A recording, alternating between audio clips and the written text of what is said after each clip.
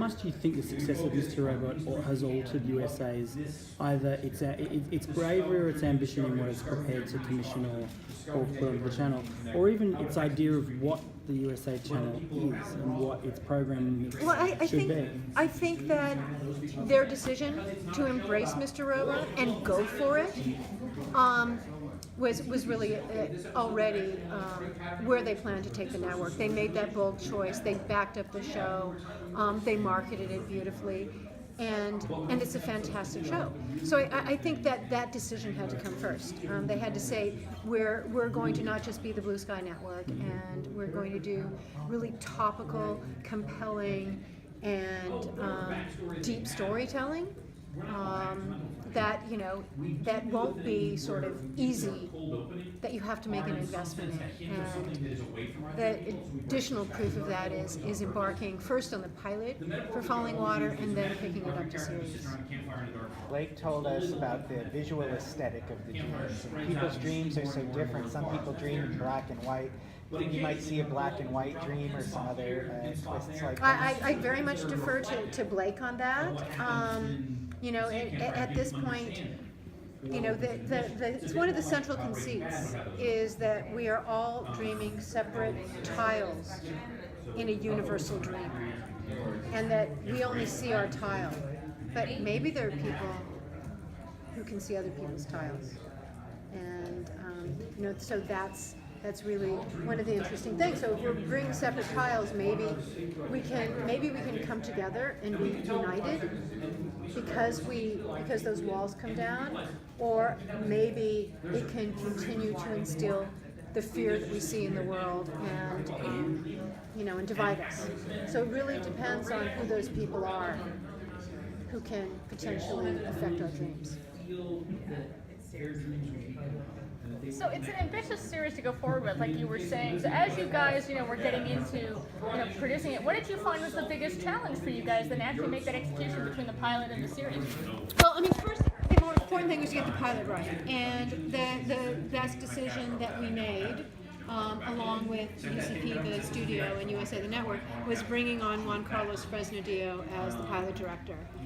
You may know his work from Intacto and 28 Weeks Later. So he's not only a genre, it's elevated genre, it's character-driven genre, and it's visually stunning. So if you're going to take something that truly is about bringing dreams to life, you have to have that compelling visual artistry.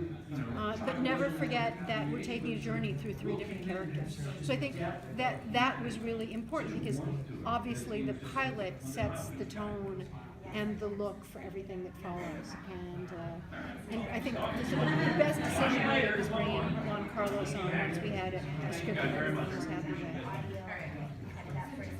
Your Walking Dead shows and even Hunters are very big ensembles. Is this show more focused on a core of 3 characters? This show very much focuses on the 3 characters. Obviously, we build out the world, which if you haven't seen the pilot, you'll see some of the characters. Not all of them are introduced in the pilot, but it really is about connections. This is a show about connections. It's a show about 3 seemingly unconnected people who find out that they are actually connected. And we have the character of Tess, played by Lizzie Beaudry, who is convinced she's had a child and is seeking to find that child and prove that she had a baby, when everyone tells her it's impossible. There is no proof that she did. So it's about that sense of loss and connection. The character of Tasha, played by William Lee, his mother has been catatonic for years and years and years, and he's seeking a reconnection with her, and he'll try anything to bring her back, because she's the piece of the puzzle of his life that is missing. And then the character of Burton, played by David Ogelow. He's madly in love with a woman, and yet, does she exist, or is she just someone that he's connected with in his dreams? So there's that sense of longing and loss and need to connect with a woman that he doesn't even know is real. How strong do you think the sense of longing in connection is in the modern world? And by that I mean we live in a world where we have an illusion of connection with social media, but we've probably never been more disconnected. And that is that you're spot on. I think it's absolutely essential, and I think there is that sense of longing, that sense of that deep and powerful connection. And what connections are stronger than with a child, with a parent, or with a loved one? You know, and it is a metaphor for there are things that are keeping us apart, that are keeping us disconnected, and can we heal them? And through fear that keeps us disconnected, and there's so much fear in the world that makes us afraid of connection. So I think it's very powerful themes. I mean, you know, but it's through the journey of these characters that we find the answers, and hopefully some solutions. That's what he was saying actually, that you didn't drag it on, you know. I just came from the screening, so a lot of actually questions were already answered on the pilots. So that's what he was saying. I don't want to be one of those shows that keeps dragging it and we dragging actually it. know. And I was so surprised. Yes. I was like, oh, that came quickly, but then again, it hooked you even more. So, I mean, in Tess's storyline at least. And anyway, so that was important. Is that yes, of course, there's a mystery out there, but we understand our characters and we understand what their needs and desires are from the pilot. We don't, you know, we're not going to spend a season trying to wonder what they are. If you permit a personal question, do you dream in colour or black and white? Do you, in your own life, have you spent much time contemplating the meaning of your dream? So yes, this is really pathetic. Yes, I dream in color. Yeah. Back in the day, I dreamt about work things. How pathetic is that? I mean, like when I did Terminator, I would dream about what could happen on set tomorrow and 3 possible solutions. And the strange thing was, almost invariably, one of those things would happen, and I would have a solution. So you could not find someone who believes in the power of dreams more. And then I also, because Blake may have told you, you know, both Henry's mother and Blake's mother are Jungian dream therapists.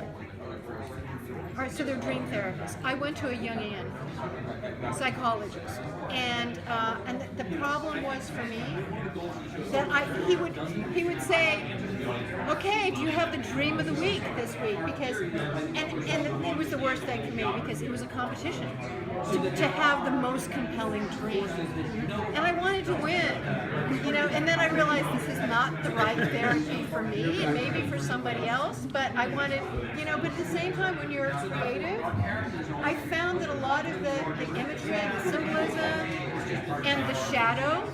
There's a lot about the shadow in the film, which is directly out of Jungian analysis. That it's really quite powerful, but it shouldn't be a competition.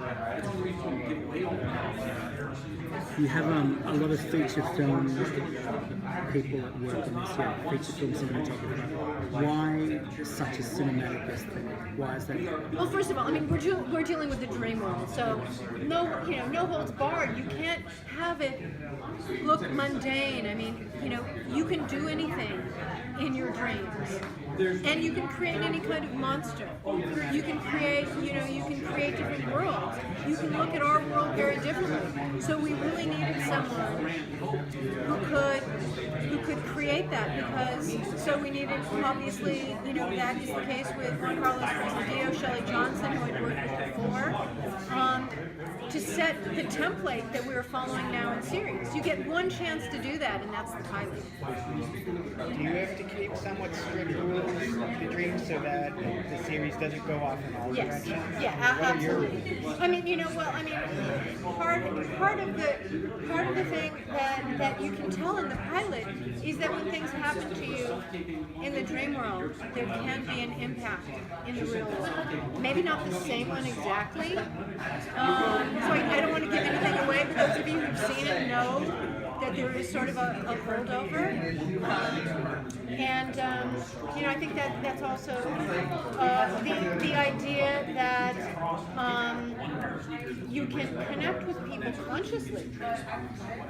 if you can have an intention that you want to connect with someone else who's also dreaming, that's possible too. Maybe not everyone can do it, but certain people can.